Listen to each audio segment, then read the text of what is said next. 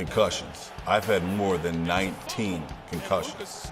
19 that I know of. If you had things that we couldn't fix, that would be such a tragedy. But there are things that we could fix for you. P.A.S.T is an organization dedicated to provide comprehensive pro bono medical services to retired NFL players. Yeah, doing great.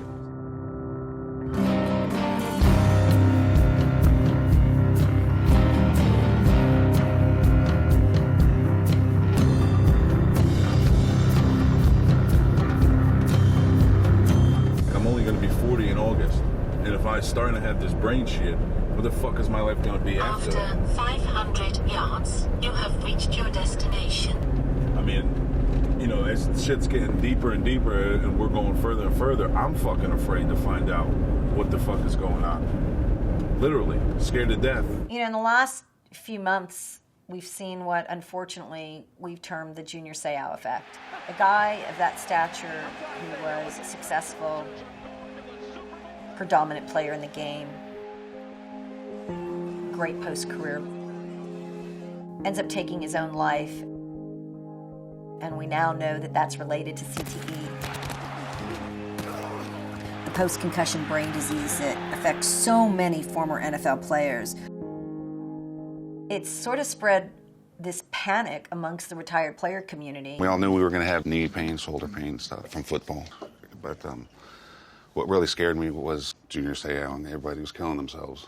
Pretty much all of them have this CTE. But I went to Harvard, and I was the first one that they did this experimental, it's like an autopsy where they slice your brain, except it's called a living biopsy. There's this marker on your brain, it's called tau protein. That's a marker for CTE, and they tell me you've got it, and you're on your own. Brent Boyd, he is one of the main guys that have brought awareness to not only the concussion issue, but a lot of the issues facing retired players. It's now my pleasure to introduce our panel of distinguished witnesses. We have with us this morning Brent Boyd, who will be our first witness. And he's testified before the Congress and the Senate. I want to tell you what the reality is for the NFL disabled players. Brain scans have located the exact location of my brain damage. The NFL purposely, maliciously caused great harm to us, using their tactics of delay, deny, and hope that I put a bullet through my head to end their problem. I graduated UCLA with honors and was accepted to law school. But my dream had always been to be an NFL player, and it was a great opportunity, too good to pass up, so I went the NFL route rather than the law school route. I had some good times. That is Brent Boyd, a guard center. He did a pretty fair job of that. He got it back to the 39-yard line. I made first team all-rookie as a guard. Brent Boyd does a pretty good job here. That's a lineman chasing the defensive back. There was a great save by Boyd as he prevented a touchdown. But also my rookie year, I suffered the first of at least 200 concussions. Brent Boyd, he is out. When the season was over, I was a totally different person. The main symptoms that I noticed are actually the same symptoms that haunt me to this day. Fatigue, total lack of energy. Of course, the headaches that just don't go away 24/7 for 30 years now. Poor memory. Say many words that you can that begin with the letter B. Ready, go. Brent Boyd, boxers, Bell, brief. Come on. Boat. I have spent the last 10 years under the care of a psychiatrist who put me on every possible drug, every combination of drugs, every dosage. But when you have brain damage, there's no magical pill. Traditional drugs don't work because they're made for chemical imbalances. But cognitive impairment that is caused by concussions is because you've got a dead part of your brain. Since roughly a year ago, I had to move in with my son, who is a 24-year-old firefighter. So we've kind of reversed roles. You know, he's taking care of Dad now, and that's where I'm living now. Hey, big man. Dr. FOCAZIO, good to see you. Good to see you, too. I'm good. One of the things we've been working on and that we've started to implement here at P.A.S.T are protocols to reverse or lessen the symptoms that are related to post-concussion issues. Looking at head trauma, the big news in the mid-2000s was, hey, head trauma causes brain damage. Well, okay, not a great leap to believe that, but no one was doing anything to treat it. So we started doing that, and that treatment was born out of the research done in improving your brain function.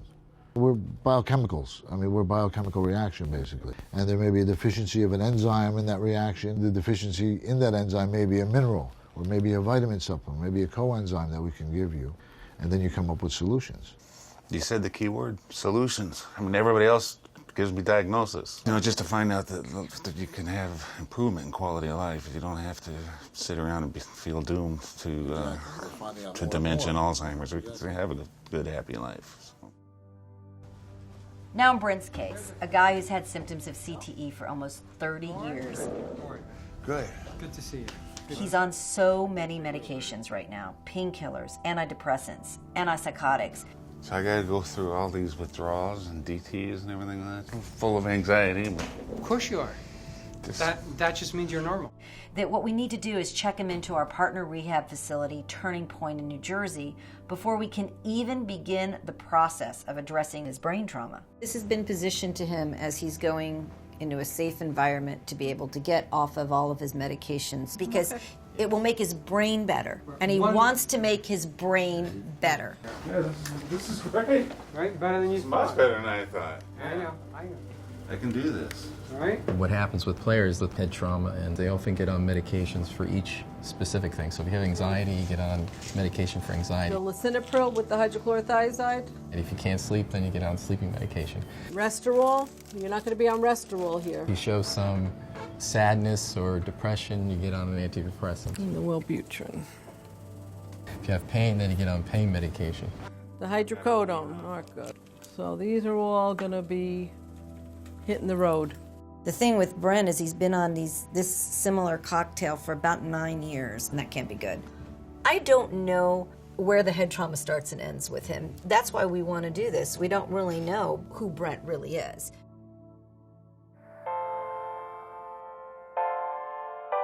It feels like somebody's just whacking my fucking kneecap. Just whacking it. We're trying to get Randy Grimes' pain in control, and we can't because of his addiction history.